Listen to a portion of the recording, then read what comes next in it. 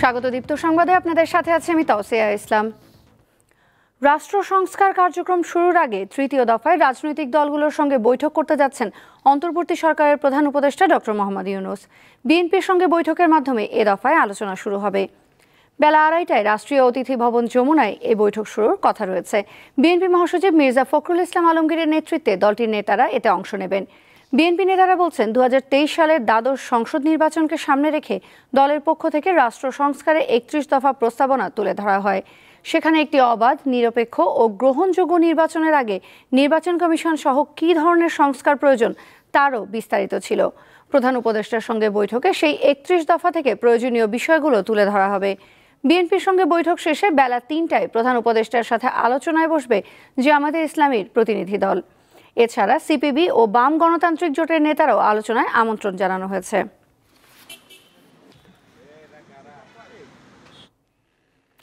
সাবেক রাষ্ট্রপতি ও বিকল্পধারা বাংলাদেশের সভাপতি অধ্যাপক AQM বদরুদ্দোজা চৌধুরী মারা গেছেন। গত রাত 3টার দিকে চিকিৎসাধীন অবস্থায় শেষ নিঃশ্বাস ত্যাগ করেন তিনি। বার্ধক্যজনিত নানা রোগে ভুগছিলেন বদরুদ্দোজা চৌধুরী। তার মৃত্যুতে শোক জানিয়েছেন রাষ্ট্রপতি মোহাম্মদ শাহাবুদ্দিন। 1978 সালে বিএনপিতে যোগ দিয়ে বদরুদ্দোজা চৌধুরীর রাজনৈতিক জীবন শুরু হয়। সে সময় দলটির প্রতিষ্ঠাতা মহাসচিবের দায়িত্ব পালন করেন তিনি। জিয়াউর রহমান সরকারের উপপ্রধানমন্ত্রীর পদেও ছিলেন এই রাজনীতিবিদ। 2001 সালের 14 নভেম্বর বিএনপির মনোনয়নে গণপ্রজাতন্ত্রী বাংলাদেশের রাষ্ট্রপতি নির্বাচিত হন তিনি। 2002 সালের 21 জুন রাষ্ট্রপতির পদ থেকে ইস্তফা দেন। মরহুমের দ্বিতীয় জানাজা বাদজোহর বাড়িধারা কূটনৈতিক এলাকার 8 নম্বর সড়কে অবস্থিত বায়তুল আতিক জামে মসজিদে অনুষ্ঠিত হবে। রোববার সকাল 10টায় মুন্সিগঞ্জের শ্রীনগর স্টেডিয়ামে তৃতীয় জানাজা এবং বাদজোহর গ্রামের বাড়ি মজিদপুর দয়হাটায় চতুর্থ জানাজা শেষে পারিবারিক কবরস্থানে তাকে দাফন করা হবে।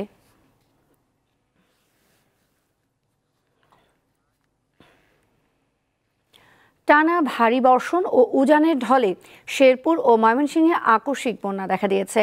ঢলের পানিতে ডুবে গেছে শেরপুরের 3 জনের মৃত্যুর খবর পাওয়া গেছে। আকস্মিক বন্যায় তলিয়ে গেছে রাস্তাঘাট ও ঘরবাড়ি। পানিবন্দী হয়ে পড়েছেন হাজার হাজার মানুষ। বন্যা কবলিত এলাকার জন্য শুকনো খাবার প্রস্তুত করা হচ্ছে। দ্রুত সেগুলো পৌঁছে দেওয়া হবে বলে জানিয়েছে স্থানীয় প্রশাসন। পার্শ্ববর্তী জেলা ময়মনসিংহের হালুয়াঘাট এবং ধোবাউড়া উপজেলায় বৃষ্টি ও পাহাড়ি ঢলে বেশ কয়েকটি গ্রাম প্লাবিত হয়েছে। তলিয়ে গেছে মাছের ঘের সহ কয়েক হাজার একর জমির ফসল। এদিকে মৌসুমী বায়ুর প্রভাবে পটুয়াখালীতে থেমে থেমে বৃষ্টিপাত হচ্ছে। এতে অনেক নিম্নাঞ্চলে জলাবদ্ধতা দেখা দিয়েছে।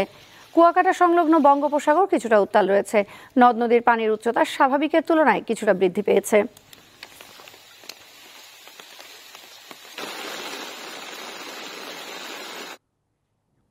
বন্যার বিষয়ে বিস্তারিত জানাতে কথা বলবো শেরপুরের সহকর্মী মঞ্জুরুল হাসানের সঙ্গে। মঞ্জুরুল, বন্যা নিয়ে কি কোনো পূর্বাভাস ছিল? নতুন কোনো এলাকা প্লাবিত হওয়ার সম্ভাবনা রয়েছে কি?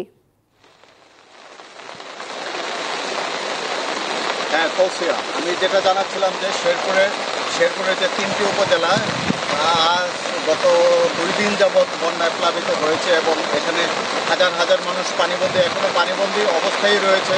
তো বন্যার পানি গত রাতে কিছুটা কমলেও দেখা গেছে যে আজকে ভোর থেকে আবার নদ নদীগুলির পানি আবার বৃদ্ধি পাচ্ছে এবং এই পানি বৃদ্ধি পাওয়ার কারণে নতুন নতুন এলাকা প্লাবিত হচ্ছে এবং বন্যা দুর্গত মানুষগুলো খুব কষ্টে দিনাতিপাত করছে। আমি যে রাস্তাটিতে দাঁড়িয়ে রয়েছি এই রাস্তাটি হচ্ছে একেবারে নালিতাবাড়ি টু ঢাকা সড়ক। এই ঢাকা সড়কে আপনারা দেখতেই পাচ্ছেন যে এখানে কী অবস্থা। এটা দেখে বোঝার কোনো উপায় নেই যে এটা একটি রাস্তা। আসলে দেখা যাচ্ছে যে একবারে বিশাল সাগরের মতো মনে হচ্ছে, নদের মতো মনে হচ্ছে। এখানকার যে মানুষ অত্যন্ত দুর্বিষহ যন্ত্রণা নিয়ে অত্যন্ত দুর্ভোগের সাথে এই রাস্তা পার হয়ে আসছে। পথচারীরা যেভাবে পার হচ্ছেন অত্যন্ত কষ্ট করে, গরু ছাগল গৃহপালিত পশুপাখি সহ সবাই এই বন্যার পরিস্থিতিতে কঠিন অবস্থায় রয়েছে এবং খারাপ অবস্থায় রয়েছে। যেখানে উঁচু জায়গাগুলো ছিল সেই উঁচু জায়গাগুলিতে তারা আশ্রয় নিয়েছে এবং গরু ছাগল মহিষ সহ গৃহপালিত পশুগুলিকেও সেখানে নিয়ে যাওয়া হচ্ছে। কিন্তু সেখানে দেখা গেছে যে বন্যার পানি এমনভাবে বৃদ্ধি পাচ্ছে, একেবারে ব্যাপকভাবে বৃদ্ধি পাচ্ছে, ভয়াবহ বন্যা পরিস্থিতির সৃষ্টি হয়েছে এবং আপনারা দেখতে পাচ্ছেন যে প্রবল বর্ষণ, থেমে থেমে বর্ষণ হচ্ছে, একটু পরপরই বর্ষণ হচ্ছে। আপনারা যে জিনিসটা দেখতে পাচ্ছেন যে আগেও এখানে ফসল ছিল, ফসলের মাঠ ছিল, সকল কিছু তলিয়ে গিয়েছে, একেবারে নিঃস্ব হয়ে গিয়েছে এই এলাকার মানুষ, খেটে খাওয়া মানুষ সহ সকল ধরনের সকল শ্রেণী পেশার মানুষ একটি দুর্বিষহ যন্ত্রণার মধ্য দিয়ে তারা এখানে চলাচল করছে এবং বন্যাদুর্গত এলাকা রয়েছে। বন্যাদুর্গত এলাকায় ইতিমধ্যে সেনাবাহিনীরা টিম আমাদের এলাকায় প্রবেশ করেছে এবং তারা উদ্ধার তৎপরতা চালিয়েছে। সেনাবাহিনীর পাশাপাশি ফায়ার সার্ভিসের টিম উদ্ধার তৎপরতা চালিয়েছে। এর সাথে বন্যাদুর্গত এলাকা যারা পানিবন্দী রয়েছেন তাদের জন্য শুকনো খাবারের ব্যবস্থা করা হয়েছে এবং বেশ কিছু এলাকার শুকনো খাবার পাঠানো হচ্ছে এবং এখানে দেখা গেছে যে নৌকা ছাড়া কোনোভাবেই ঘর থেকে বের হওয়ার কোনো উপায় নেই এবং নৌকা অপ্রতুল হওয়ায় সেনাবাহিনীর নৌকা নিয়ে আসছেন এবং সেই নৌকা দিয়ে তারা বন্যাদুর্গত এলাকায় তারা প্রবেশ করছেন এবং প্রশাসনের বিভিন্ন কর্মকর্তা সহ প্রশাসনিক ব্যক্তিবর্গ সহ স্বেচ্ছাসেবক যারা রয়েছেন তারাও এই বন্যাদুর্গত এলাকায় মানুষের কাছে গিয়ে পড়ছেন এবং মানুষের দুঃখের সারথি হচ্ছেন। আপনারা যে জিনিসটা দেখতে পাচ্ছেন এখানে হচ্ছে এটা একটি ইউনিয়ন, যোগানী ইউনিয়নের সকল গ্রাম একেবারে তলিয়ে গিয়েছে। যে জিনিসটা আপনাদেরকে দেখাচ্ছি যে দেখেন এখানে যে বাড়িঘরগুলো রয়েছে বাড়িঘরগুলির একেবারে পানির জন্য ঘরের একদম একেবারে চাল পর্যন্ত পানি রয়েছে। এই ছিল বন্যার সর্বশেষ সংবাদ। মঞ্জুরুল হাসান, বৃত্ত টেলিভিশন, শেরপুর জেলা প্রতিনিধি। সহকর্মী মঞ্জুরুল হাসান জানাচ্ছিলেন শেরপুর থেকে। চট্টগ্রাম বন্দরের বহির্নোঙরে থাকা রাষ্ট্রীয় মালিকানাধীন তেলবাহী জাহাজ বাংলার সৌরভে আগুনের ঘটনায় চিকিৎসাধীন অবস্থায় একজন মারা গেছেন। এছাড়া জাহাজটি থেকে 48 জন নাবিক ও ক্রুকে জীবিত উদ্ধার করা হয়েছে। গত রাত 12টার দিকে বহির্নোঙরে থাকা অয়েল ট্যাঙ্কারে আগুন ধরে যায়। 4 ঘন্টার চেষ্টায় নৌবাহিনী, কোস্টগার্ড ও বন্দর কর্তৃপক্ষ আগুন নিয়ন্ত্রণে আনে। জানা গেছে মধ্যরাতে হঠাৎ বিকট শব্দে কেঁপে ওঠে চট্টগ্রাম বন্দরের বহির্নোঙরে থাকা তেলবাহী ট্যাঙ্কার বাংলার সৌরভ। এ সময় জাহাজের সামনের অংশে আগুন ছড়িয়ে পড়ে। নাবিকরা জাহাজের পেছনের অংশে জড়ো হন। পরে একে একে সবাইকে উদ্ধার করা হয়। 11,600 মেট্রিক টন ক্রুড অয়েল নিয়ে নোঙরের অপেক্ষায় ছিল ট্যাঙ্কারটি। এর আগে গত সোমবার বিস্ফোরিত হয় বাংলার জ্যোতি নামে আরেকটি অয়েল ট্যাঙ্কার।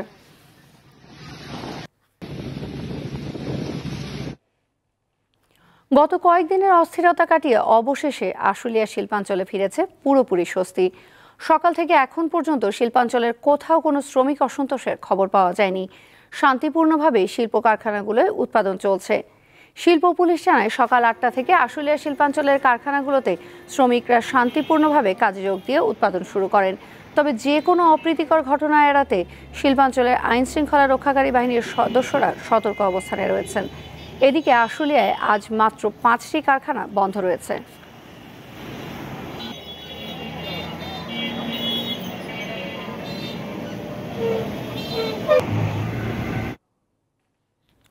কৈলাস থেকে দেবী দুর্গা আসবেন মর্তে। তাকে বরণ করতে এরই মধ্যে শেষ হয়েছে প্রস্তুতি। চলছে শিল্পীর নিপুণ হাতে প্রতিমার সাজসজ্জার কাজ। রং তুলির আঁচড়ে সাজিয়ে তোলা হচ্ছে দেবী দুর্গাকে। শরতের সাদা কাশফুলও যেন জানান দিচ্ছে দুর্গোৎসবের। সেই সঙ্গে মহালয়ার মধ্য দিয়ে ঢাকে কাঠি পড়েছে। শেষ মুহূর্তে প্রতিমা রাঙাতে ব্যস্ত সময় পার করছেন রাজবাড়ির শিল্পীরা। শ্বশুর বাড়ি থেকে বাপের বাড়ি চলে যাচ্ছি পূজা দেখার জন্য। সবার সাথে, বাবা মা ভাই বোন সবার সাথে পূজা দেখব। পার্বত্য জেলার রাঙামাটিতে মণ্ডপে মণ্ডপে চলছে দুর্গাপূজার আনুষ্ঠানিকতা। এবার 10টি উপজেলার 44টি মণ্ডপে আয়োজন চলছে পূজার। এবারের থিম দুষ্টের দমন, শিষ্টের পালন। অনুষ্ঠানটি যেন অত্যন্ত জাঁকজমকভাবে এবং সম্প্রীতির মাধ্যমে সকলকে নিয়ে সুন্দরভাবে উদযাপন করা যায়, সেই জন্য আমরা সকলকে সেই মেসেজটি দিয়েছি। শরৎপুরের 6টি উপজেলায় 102টি মণ্ডপে শারদীয় দুর্গাপূজা হচ্ছে। চলছে রং ও প্রতিমা সাজসজ্জার কাজ। তবে বৃষ্টির কারণে কিছুটা ব্যাঘাত ঘটলেও নির্দিষ্ট সময়ে কাজ শেষ হবে বলে জানান কারিগররা। নির্বিঘ্নে পূজা উদযাপনে নেওয়া হয়েছে পর্যাপ্ত নিরাপত্তা ব্যবস্থা। ওখানে সার্বক্ষণিক ফোর্স ডিপ্লয়মেন্ট থাকবে, আর যেগুলো স্বাভাবিক কোনো ধরনের কোনো বিরোধ নাই বা যেটাকে আমরা আইনের ভাষায় বলি স্বাভাবিক, সেখানে আমরা আমাদের যে টহল টিম থাকবে তারা সবসময় ওটা তদারকি করবে। হবিগঞ্জে এবার 643টি মণ্ডপে হবে পূজা। শিল্পীর নিপুণ হাতের ছোঁয়ায় পূর্ণ রূপ পাচ্ছে দৃষ্টিনন্দন সব প্রতিমা। আমাদের ব্যস্ত কাজ চলতেছে, আমরা এখন রং করতেছি। কিছুক্ষণের মধ্যেই আমরা শাড়ির কাজ করে নেব। আমরা যেন মণ্ডপগুলোতে সুন্দরভাবে পরিবারের সাথে সুন্দরভাবে কাটাতে পারি, এটাই আমাদের আশা। কুষ্টিয়ায় 226টি মন্দিরে দুর্গাপূজা অনুষ্ঠিত হবে, তবে থাকছে না আলোকসজ্জা। কামরুন নাহার, দীপ্ত, বার্তাকক্ষ। দেশের বাইরের খবর। লেবাননে গত 1 অক্টোবর থেকে ইসরায়েলের স্থলবাহিনী অভিযান শুরু করার পর থেকে এ পর্যন্ত সশস্ত্র গোষ্ঠী হিজবুল্লাহর অন্তত 250 জন যোদ্ধা নিহত হয়েছেন। ইসরায়েলের প্রতিরক্ষা বাহিনী IDF এ দাবি করে। সামাজিক যোগাযোগ মাধ্যম এক্সে দেয়া বার্তায় তারা আরও দাবি করে, নিহতদের মধ্যে গোষ্ঠীটির বিভিন্ন পর্যায়ের কমান্ডার রয়েছেন 21 জন, বাকিরা সবাই সাধারণ যোদ্ধা। এছাড়া গত 4 দিনে লেবাননে হিজবুল্লাহর 2000-এরও বেশি সামরিক স্থাপনা ধ্বংস করেছে ইসরায়েলি সেনারা। এদিকে ইয়েমেন জুড়ে হুথি বিদ্রোহীদের ঘাঁটিতে যৌথ বিমান হামলা চালিয়েছে যুক্তরাষ্ট্র ও ব্রিটেন। শুক্রবার রাতে এসব হামলা চালানো হয়। এই ঘটনায় এখন পর্যন্ত হতাহতের কোনো খবর পাওয়া যায়নি।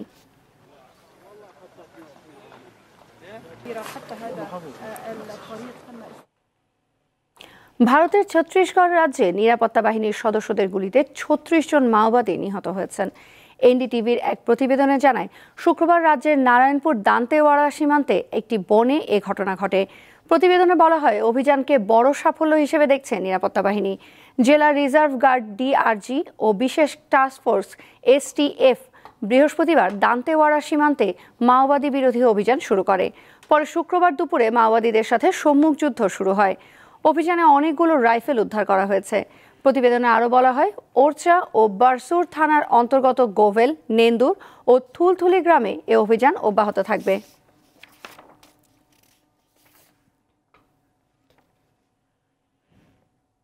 খেলার খবর। ICC নারী T20 বিশ্বকাপে নিজেদের দ্বিতীয় ম্যাচে আজ ইংল্যান্ডের মুখোমুখি হবে বাংলাদেশ। সার্জা ক্রিকেট স্টেডিয়ামে খেলা শুরু হবে বাংলাদেশ সময় রাত 8টায়। উদ্বোধনী ম্যাচে টুর্নামেন্টে অভিষিক্ত স্কটল্যান্ডকে 16 রানে হারায় নিগার সুলতানা জ্যোতিরা। 10 বছর পর মেয়েদের T20 বিশ্বকাপে এটি প্রথম জয়। এবার নিজেদের দ্বিতীয় ম্যাচে ইংল্যান্ড শক্ত প্রতিপক্ষ হলেও বেশ আত্মবিশ্বাসী বাঘিনীরা। বাংলাদেশের মেয়েরা এর আগে 3টি T20 খেলেছে ইংল্যান্ডের বিপক্ষে, তবে হেরেছে তার সবকটিতেই।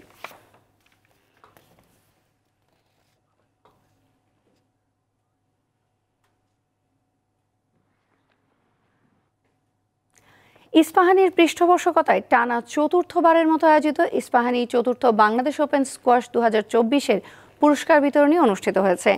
রাজধানীর আর্মি স্কোয়াশ ও টেনিস কমপ্লেক্সে আয়োজিত এই অনুষ্ঠানে প্রধান অতিথি হিসেবে উপস্থিত ছিলেন বাংলাদেশ সেনাবাহিনীর chief of general staff lieutenant general Mizanur Rahman Shamim. বিশেষ অতিথি হিসেবে উপস্থিত ছিলেন বাংলাদেশ স্কোয়াশ অ্যান্ড র্যাকেটস ফেডারেশনের সহসভাপতি ও ইস্পাহানি গ্রুপের চেয়ারম্যান মির্জা সালমান ইস্পাহানি।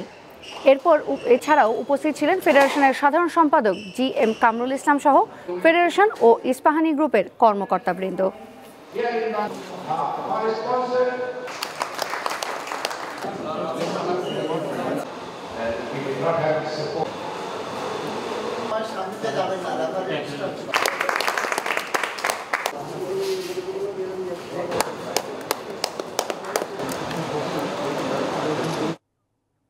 এই ছিল এখনকার মতো। এরপর নিউজ আপডেট দুপুর 2টায় দেখার আমন্ত্রণ রইল। এছাড়া অনলাইনে আরও নতুন নতুন তথ্য পেতে যুক্ত থাকুন দীপ্ত ডিজিটাল প্ল্যাটফর্ম।